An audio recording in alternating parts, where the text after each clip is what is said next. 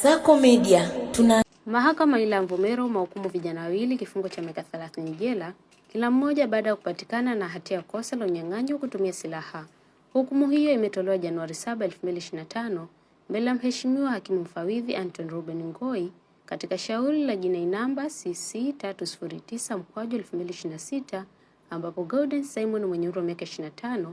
maarufu kama Mwananchi na Galus Charles mwenye umri wa miaka 20 maarufu kama Mwimbe, wote wakazi wa kijiji cha Yowe kata ya Homboza ilani Mvomero walihukumiwa. Mahakama imethibitisha kuwa Disemba 25, 2025 majira saa 11 alfajiri katika pori la Kidugula washtakiwa walimvamia mfanyabiashara Dimosi Enes Kibendera mwenye umri wa miaka 29 na kumjeruhi vibaya kwa kutumia silaha kali kabla ya kumpora fedha taslim shilingi 400,000, mizigo ya biashara ambapo viatu, balapa na nguo, simu mkononi na mali nyingine zenye thamani ya jumla ya shilingi 730,000.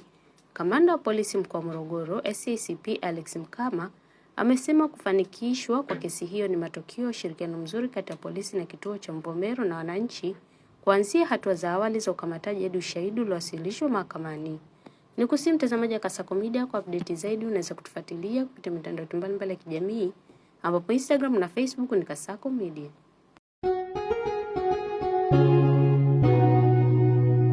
Kasako Media tunaangazia maisha, tunaandika kesho.